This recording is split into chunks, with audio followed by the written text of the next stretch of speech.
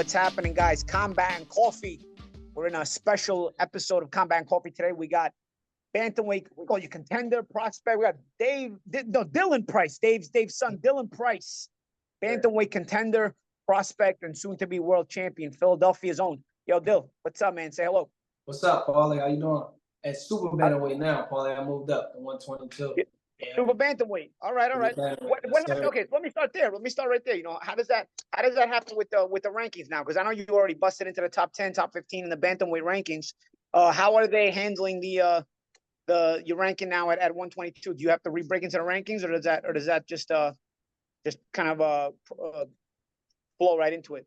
Well, I actually have my promoters working on all that stuff. My dad and my promoters are handling all that. But I'm just handling everything I got to handle in the ring, and I'll be okay. All right. Are you speaking of promoter? You signed with Misfits now? Yes, sir. Yeah, the Misfits. So what happened with because I know you signed, you were fighting, you fought a show for Paulie Palula. Is that a co-promotion, or did you just do that show with Palula but you didn't sign with him? No, my dad had already they kind of had a relationship. We had a couple fights. Okay. That was that. Yeah. Okay. All right. Yeah, Philadelphia, right? So was already being an affiliate guy. Yeah, I understand. All right. So how did the Misfits combination come about, man? Because they're in the UK mainly, right? So yeah. How did that come about? Explain that to me, man. I was in training camp for my last fight, and my guy Sal, who's my advisor now, he reached out to me, said that I can get you a good deal.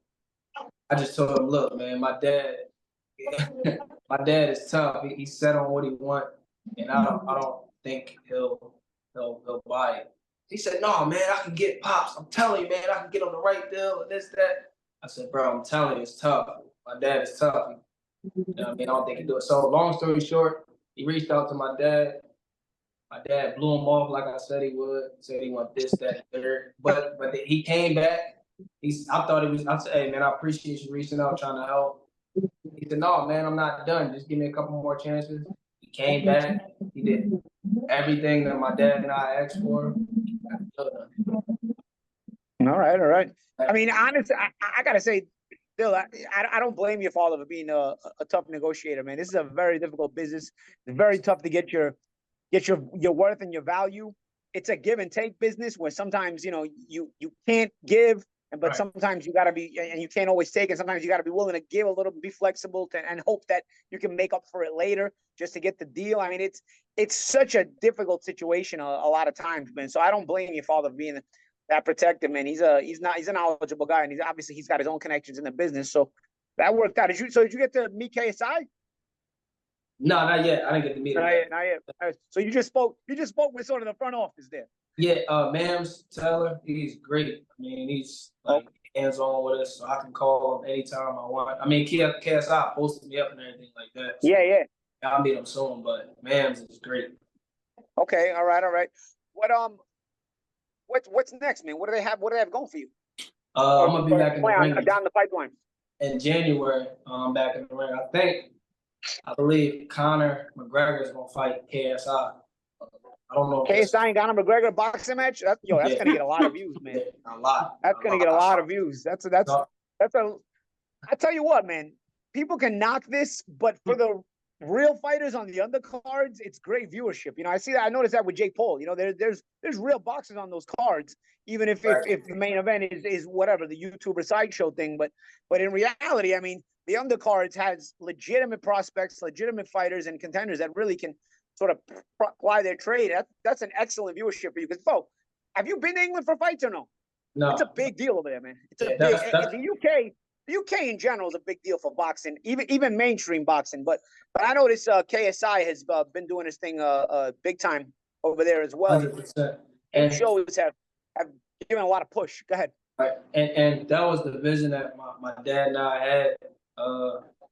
We didn't want to just sign with the average promotional company because we just like everybody in a promotional company. Everybody with Al Heyman could fight. Everybody with the zone could fight. It's 1,000 fighters, but with Misfits Pro, I'm like the first established pro fighter. So like I get a lot more eyes on me and a lot more attention. And that's what my dad always wanted from me. And I'm super excited. for me, Paulie, all I need is the platform. And y'all bless us with that platform. I'm getting 5 times the amount that I was ever getting before, so I'm getting paid great. That's all I need. And I know I have all the attributes I need to become a superstar.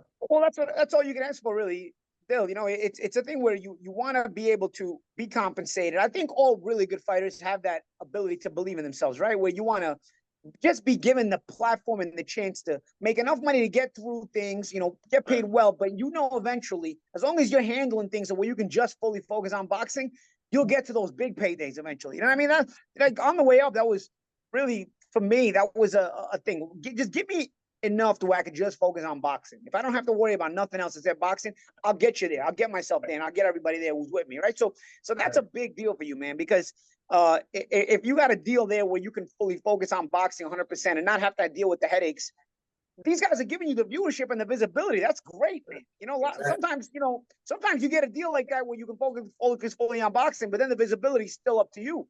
And in some ways, it always is. But now you have these KSI cards. You know, the visibility there could be a big deal, man. You know, be a little bit of a personality. See how KSI does it too, man. I'll take a couple of examples out of KSI, because him and Jake, if it's one thing they know how to do, because they know they've got a different fan base. They know they've got a different fan base. They know they're not the mainstream boxing fan base. The mainstream boxing fan base will think it's stupid, but really, in order to draw casuals in, you got to do a little bit of that silly stuff, man. You got to be a little bit of that overconfidence, bordering on the brash when you talk, you know what I mean? And it's got to be witty. It can't sound like you're trying to do it, you know. It's got to come natural and witty, you know. So I think, you know, you're going to be given those platforms with a guy like this will give you those platforms. You know, you not only as far as visibility to fight, but visibility to speak to the media, visibility to be on camera. And like I said, man, the UK has a big boxing following in general. Even the mainstream boxing following in the UK is probably, I would say, it's the second or third biggest sport there. I mean, they fill up. I mean, their mid-range fighters are famous over there. You know what I mean? Like your Frazier Clarks, who is, you know, a mid-range heavyweight contender. Everybody knows him over there, bro. You know what I mean? Like, it's like, you know, he's so you know, over here in America, you can be a mainstream champion, world champion, and still not have a lot of visibility. So I think when you have a guy like this, I think it can only be beneficial, man. You know, that's one thing. People complain about the KSIs and Jake Pauls of the world, but I do like that they give these real fighters an opportunity, man. And you see some good fighters on these shows, and I'm glad to hear that you're going to be on there, man, because I've worked some of your shows, man. I know you have a lot of talent, and it can be seen. And you kind of were a part of us on the journey. Like I said, you worked on the shows that we did, so you know some of the struggles that I had. And I just ready to get paid. So y'all bless me with that platform, though. Everything else. But Dill, you know what it is? I'll tell you one thing. For me, it's be the best you can be and accomplish your goals. If you do that, you'll get paid. You know what I mean? You know, the thing is, for me, a lot of people get lost in trying to get paid today, and they lose sight of, like, the goal becomes getting paid. No, the goal should be to be the best. And if you make the goal the best and be your best every single time, the pay comes, especially if you've got the right people handling that. And you know, your father's on top of that, like white on rice. You know what I mean? He's on that. You know what I mean? You got a solid team. They're gonna be on that. So if I can say that, if you focus on your goals, what drew you to boxing to begin with? You know, when you're a child and you don't even know enough to understand what money is. You know what I mean?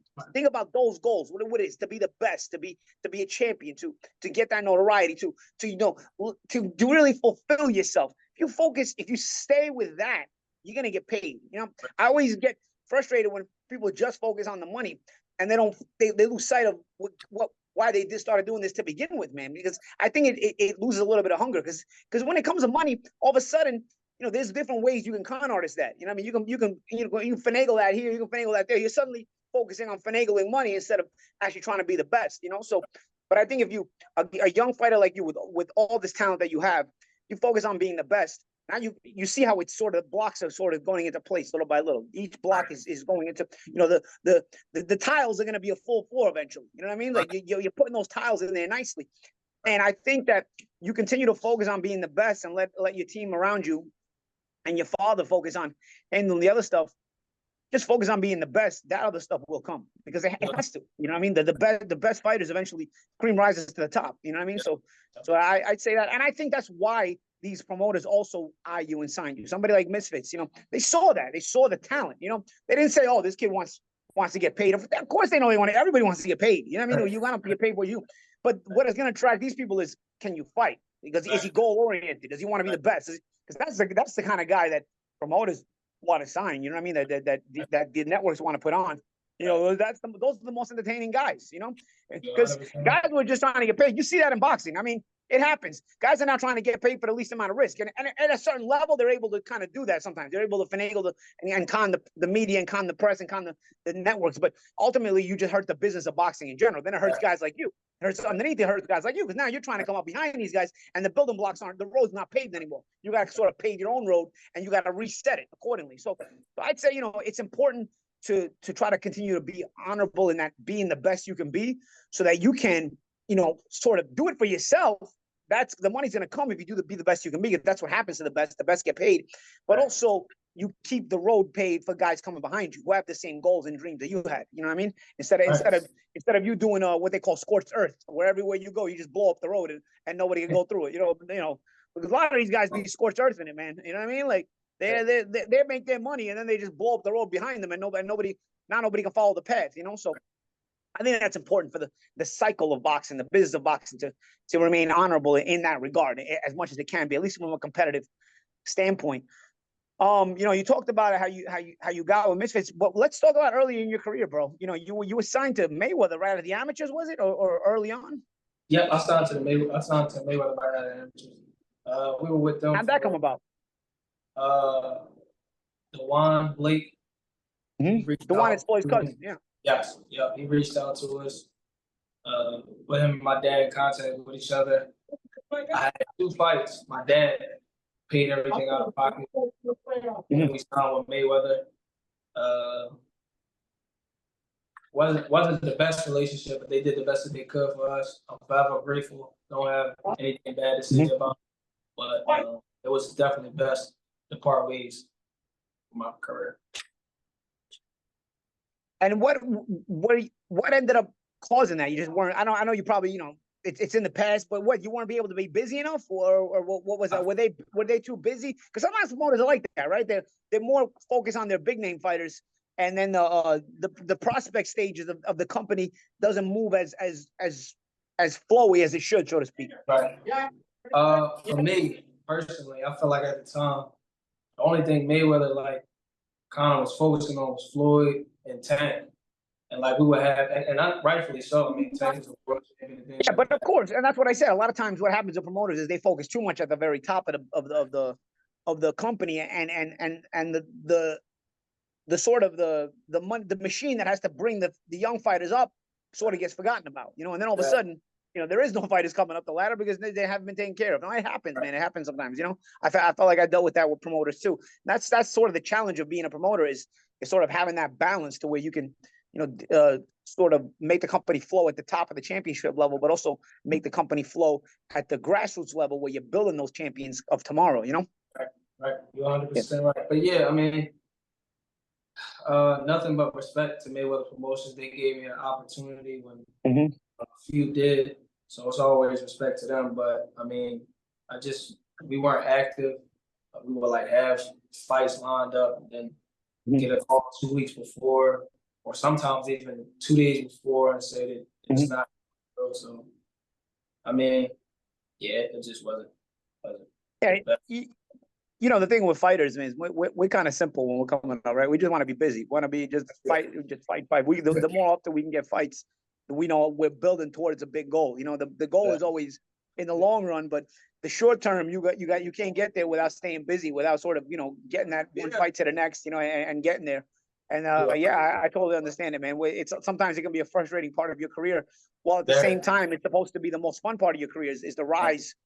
Everything's in front of you. I always tell people it's so much more optimism early on because you're young and everything's in front of you. When you're in the second half of your career, you know the best part is behind you. You're just trying to keep going, whatever you can keep going. But in the early part of your career, maybe it hasn't been great. Sometimes there's struggles, but you can always see in front of you. If you stay on the goal, you always see in front of you the optimism you have. in order to keep that optimism, you also need everybody else to do their part. So of course, sometimes that requires that. You said the same thing my dad always told me, Paulie. Enjoy the ride. I'm tired. I'm ready to get to the top. I'm ready to get to the top. I'm ready to get the best, the belt. And that's the thing, man. The ride is fun, but you can't really understand it until you reach the top. The top gives you different kind of challenges, both inside the ring, but also outside the ring, because now there's a lot of more heavier negotiating and all that other stuff, you know. And but it also it's a thing there. It's a thing where, you know, when you're way past it and you look back, you're like, man, those were fun times, you know, coming up the ladder and, you know, like, you know, just doing it. You just do it. Again, it's the feeling of having everything in front of you. I'm telling you, it's that feeling. Even right now, the way you feel now, there's a lot of struggles, but you're excited because you just signed with Misfits and you're gonna get it. You're gonna get, you know, now you're really looking forward to what's in front of you. It's that right there, man, and it's all in front of you, and it's you can reach it. You know, when you can reach it, you get even more excited. You know, so really looking forward to that too, man. Where are you training these days, Bill? You training in Philly or the Jersey, or where you had that gym? Yep. Because I remember you were gonna be in Florida for a little while. Say it again. You were going to be in Florida for a little while last time we spoke, right? And then yeah, we were going to do Florida, and now that we have like a budget and things like that, maybe we'll go away to camp. But I mean, I like training at home. Yeah. One thing I'll tell you, when I started leaving home for camp, I started not enjoying it, man. I was always really focused at home. Like, not everybody can be focused at home.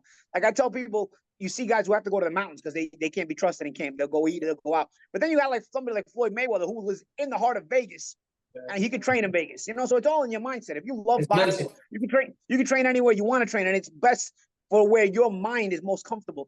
I feel like I let people talk me into not training at home for the second half of my career, and I feel like it was less enjoyable. You know what I mean? Like, I felt like once I left New York. Because it's like, I feel like it's like boring. You can't be around. Yeah. You already gotta make enough sacrifices. You can't be with your because woman. You love it. You're willing to make the sacrifice. You love it already. So you don't want to be put in a position where you got to make more than you need to. Exactly. Yeah. Yeah, for me too. Yeah, I felt the same way too, man. You didn't go away to camp a lot? I did. I mean, I was in New York, and I ended up going to Florida. I ended up going to the Poconos in Pennsylvania and all this other stuff. It wasn't crazy. Looking back, I never was crazy about it, man. You know, when I was in New York, I had the best sparring already in Gleason's gym at the time. It was such a heavily talented gym. And it's funny because when I went, I didn't enjoy it again until I went to LA. And then I moved to LA for 2 years, and then LA was home for 2 years. And that was great too, because the gym was great. It was wild card gym, and there was a lot of great fighters in there. And then again, I like to mingle with life. New York and LA were my best training camps because it was life around me. You know what I mean? Because I'm already very disciplined, and you're already a very disciplined person. So when you guys for me, in my opinion, when you got guys who are already ultra disciplined, they need life around them to get them distracted. When you got guys who are not ultra disciplined, then you got to take them away from life, because otherwise they'll go find where they shouldn't be, you know?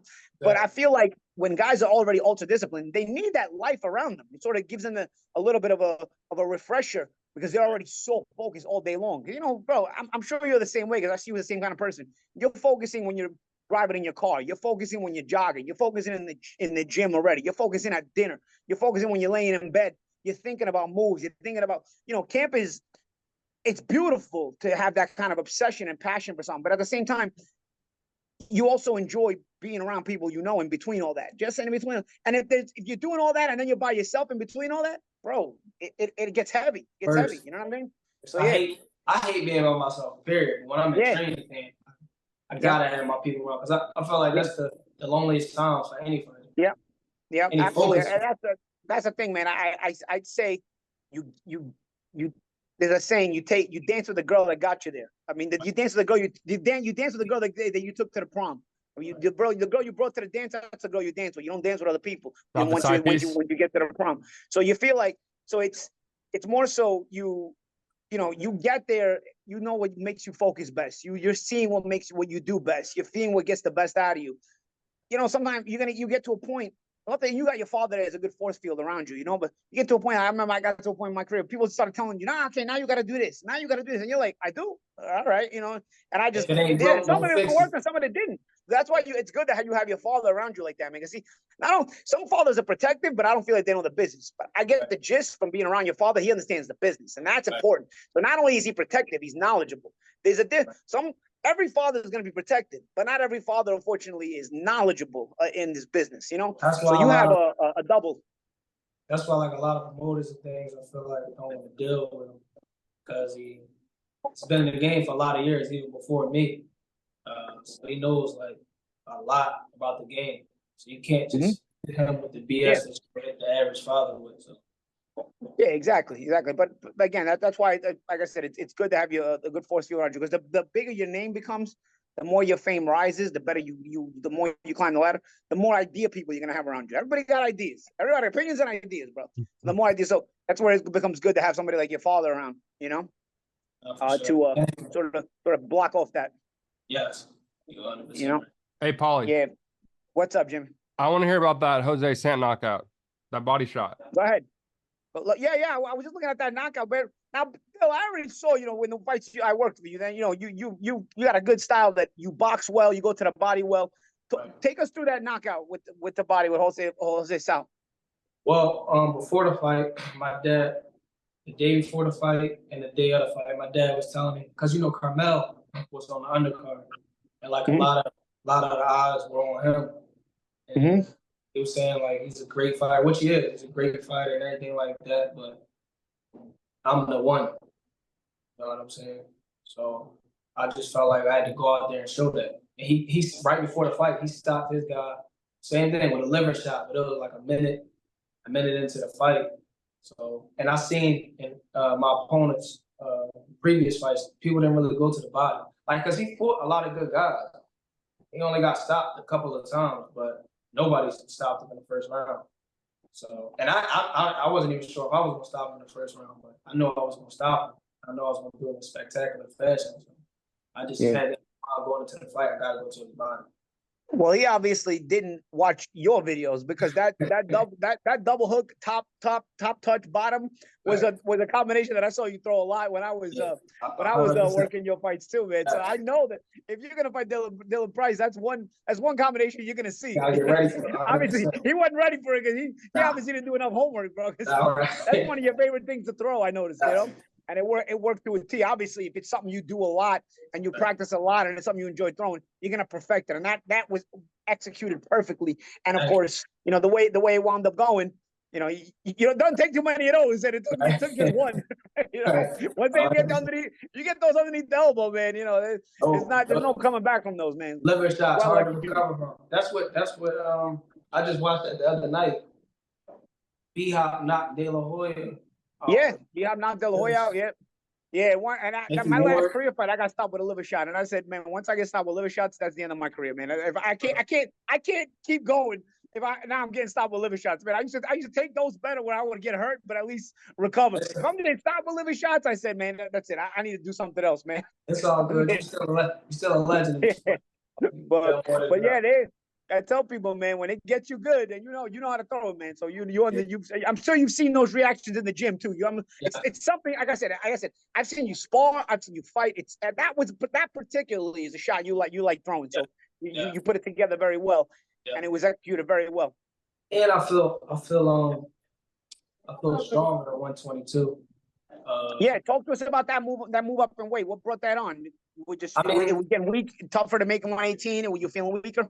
I mean, you see me, Paulie, after those wins. I just couldn't make the weight anymore. My recovery was getting harder and harder. So yeah, it was just time to move up. Like now, 122. I mean, it's not the easiest weight. It's still not easy, but my recovery is just so much easier. Like it's so much easier, and I felt great. I felt like I feel when I spar and things like that. But when I was at 118, I just felt like I had to conserve energy. I just didn't feel like myself. So. Yeah, that's the thing, man. That's when you got to move up in weight. You make the weight, but the recovery becomes difficult. There's not enough time between the weight and then the fight. You suddenly find yourself not recovering the same way you used to. The energy level, your morale is just a little bit down. People like, you can't make the weight. I can make the weight, but I just don't know if I can fight at the weight. There's difference in making the weight and fighting at the weight. So I guess I understand that's where you're coming from here. It sounds like that's what it was there. And you said it 100% right. I believe I can make 118. But I'm just not gonna be my 100% self because I'm just have to conserve energy. And it's not gonna be the Dylan Price that I know Fights can be lost on the scale. You know, some people think about lose on the scale because you don't make weight. No, that you can be lose a fight on the scale by making the weight and then not leaving anything for yourself. Exactly. You're 100% right. 100%. You know, So I'm happy about it. Good, man. It's great to hear, man. It's good to hear, man. I'm looking forward to actually seeing you, new beginnings, man. You got 122 pounds. You're with Misfits, a lot of new beginnings here for this next chapter in your career, Talk to us about what other interests you got, man. I was talking to Jimmy, you like a little bit of acting and you got some other interests as well. Everybody always thinks about fighters and they always focus on the fighting, but we're people too. So there's a lot of interest there as well. What are your interests? Well, with me, Paulie, I'm gonna just tell you my all-around goal it is, and people don't believe me, but I don't care. I could care less. I know. Okay, well, when it's all said and done for me, like I'm gonna be like the Michael Jackson of boxing. Like you don't even have to know about the sport of boxing to know who I am. So I'm gonna take it to movies, just everything, commercials, things that you never seen boxers do. I'm gonna like break that wall down and accomplish.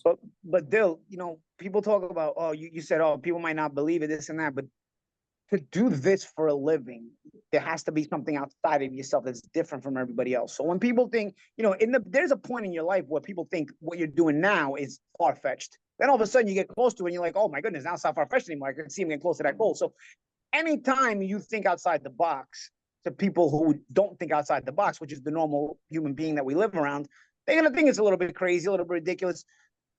Some of them will support it, but some of them are going to think you're ridiculous and low-key hate because they're going to think, because they don't think like that. So just because they can't see themselves doing that, they bring that doubt onto you. And I sometimes used to get mad about people like that, but I just think it's sort of their own problem, that they can't get themselves motivated to that way and goal oriented to that way. And I don't mean, what you know exactly what I'm talking about because you're a living proof. When I say goal oriented, I don't mean like the idea. Oh, let's there's people that want to be an astronaut one day, an actor the next day, a singer the next day. They never do anything because they never focus on anything.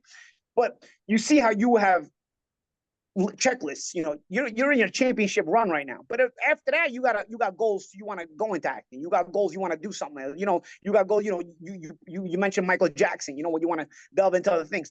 But just like Michael Jackson centered it around his main talent, that was his singing and dancing. Once you become an icon in what you do, all of a sudden there's reaching points to other places. Now you can reach into other places. Arnold Schwarzenegger did that. You know what I mean? He started out weightlifting. You know what I mean? And started out winning Mr. Olympia. But after that, he was able to branch off into acting and then politics. So it starts with focusing on your center goal first. Exactly like you said. And my dad always tells me the same thing. This is my primary. Once I max out and accomplish everything I need to accomplish here, that's going to help me, make it easier for me to get acting roles and whatever it is that I want to do, endorsement deals. Everybody loves a winner, so I'm a star and I'm doing what I'm supposed to do in the ring and get knockouts like I did my last fight, and that'll make it easier for me to get into acting and get those endorsement deals and things like that. I was gonna say from that last fight, I was gonna say, how'd you react to that Pac-Man clip? It was funny. It was funny. I like Pac-Man Jones. My guy Evan set that whole thing up. So like things like that, I just feel like it's great to just help build my profile and help get me a step closer to that level of superstar that I'm trying to get to. Yeah, man. So what's the timeline? Now you're signed with Misfits, your first fight in January. What is the schedule going to be looking like for Dylan Price in 2025? 2025, we're looking at January. Well, by the end of 2025, I'm going to be a pay-per-view star. You know what? By the end of 2025, I'm going to be a pay-per-view star. Yeah, I'm going to be on another level by then. Is there how far you think you are from a championship fight at 22? Have you looked? Are you looking at? There comes a point in your career, when you get. At least there came a point in my career. I remember as a prospect, I wasn't really looking at the champions because I felt like, by the time I get there, these guys ain't gonna be there. Either they'll move up in weight or they'll be knocked off. But there comes a point when you start to move into contender status, where you start looking at the world champions because you're getting within striking distance, and these guys can still be champions when you fight them. Are you? How do you view the 122-pound division right now?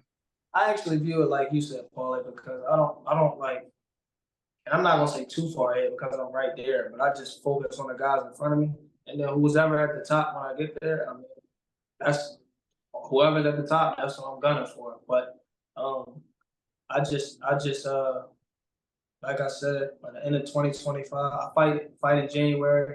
I love to fight again.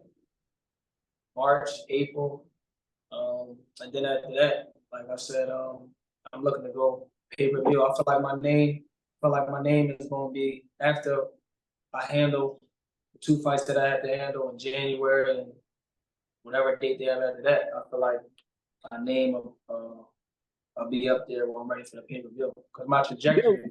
With Misfits, will there be fights in the United States as well, or are you going to be mainly fighting over in the UK now? Yes, Miami. Yeah, I have fights in Miami, Qatar, Ireland, of course, England. So I'm excited about that, traveling to fight and just taking those fan bases, making them mine. So I just feel like being with Misfits aligns with everything me and my dad talked about for years. So my Heavenly Father, Yahuwah, laid this vision on my dad's heart years ago, and we're walking it right now. So when I say all of these things like the pay-per-view and stuff like that, we had all of this stuff lined up. Yeah. And what and my promoters are aligned with it. It's not like I'm just. No, of course. That's why you sign with them, right? I mean, you have a common vision, a common goal there as well, Yeah, man. So it's been great chatting with you, man. It's been great. Man, I got my big bro, the Magic Man. Paulie been supporting me when we was independent. He came out. He gave us an opportunity when he didn't have to. So I'm forever grateful for that. I don't care what anybody said about Paulie. I'm always had love for him. He always gonna be my big bro, and I never forget what you did for me and my family. Yeah, of course, man, of course, and I've appreciated being able to have a small part in the journey as well, and continuing to really watch you grow and be able to be more excited, because I know the kind of person you are inside. Not only that you and your father are good people, but also the determination, your grassroots level people in terms of you've been building this from the core. It's not like you're not like fly by night guys where you're just trying to be famous. You want to be great. You had all greatness in your mind from the go. And of course, the good things that come with greatness are all those other things, but you focus on that greatness. And that's the thing, man. And honestly, if they end up making this KSI and McGregor thing, that would be huge, man. That would be a great card for you to be on. That those guys attract a lot of viewership and a lot of attention. I'm gonna tell you, if you do talk to KSI, I'm gonna tell you to relay just one thing to him. Tell him to be intense in the fight. Just be intense. Go at him. Be intense. Kind of don't hit as hard as everybody says he does, but he don't like intensity. He's got no balls. So if you bring intensity, I'm telling you, he will be very, very uncomfortable. That's how you beat him. I'm telling you, you gotta just tell him to bring intensity. Just press him. If I'm around him, I'm gonna call him and let you tell him. Yeah, because I'm telling you, I've been saying he's got no balls for 7 years since I was a kid. I spent a week with him, and I was like, "Damn, this guy's got no balls." I'm like, "Wow, how's he gonna fight?" I couldn't believe he was a fighter. I remember you saying it all the way back. He's getting ready to fight. Yeah, but if KSI brings that intensity, because obviously, KSI is a newcomer to boxing, like Jake is newcomer to boxing, but they've been boxing long enough now to where they can bring that physical intensity to a fight. And that's even if what they lack in skill, they have enough of it to where that intensity will easily beat a guy like Conor. Because Conor don't want nothing to do with intensity. He wants to take his time. He wants to hit you so you leave him alone. He wants to hit you and hopefully that you go away once he hits you. But if you just bring that intensity in his face, he's going to go away because he don't want nothing to do with that, man. He's a guy who wants to be famous more so than wants to be the global icon. But, man, it's been great talking to you, man. Thank you, Paul. And we'll be looking forward to your journey in 2025. Really, really happy for you, man, that you got this deal. And you're getting it right at the end of this year, so that you got all of 2025 to really, move in that direction. And I'm really looking forward to seeing how everything comes together, man. We'll be watching you, man. So thank you, Dyl. Thank you, Dyl. This has been Dylan Price, 122-pound contender and prospect here for Paulie TV. This has been Combat and Coffee. Check out Dylan Price. Look him up. Hit that. Put in Dylan Price on that Google. Look up my man. and see what Watch kind of that body fighter he shot. is, Watch that has body been, shot. and will continue to be. Hey, Paulie, we gotta bring you down for camp sometime. We need the Yeah, magic. man. Yeah, man. I'm you know where I am, man. If you guys train down here, I'm definitely more available. But I get up to the Northeast a lot as well, man. I get back up to New York and the Northeast as well. And I look forward to either way. I'm always a phone call away. I've seen your gym. I love the home base you've got there, man. And of course, yeah, we'll make it work, man. We'll make it work. It's been Dylan Price, guys. Everybody at home. Watching here for Paulie TV. It's been Combat and Coffee. Check out Dylan Price. YouTube him. Check him out on Google. You may hear more about him, especially now that he signed to Misfits Boxing.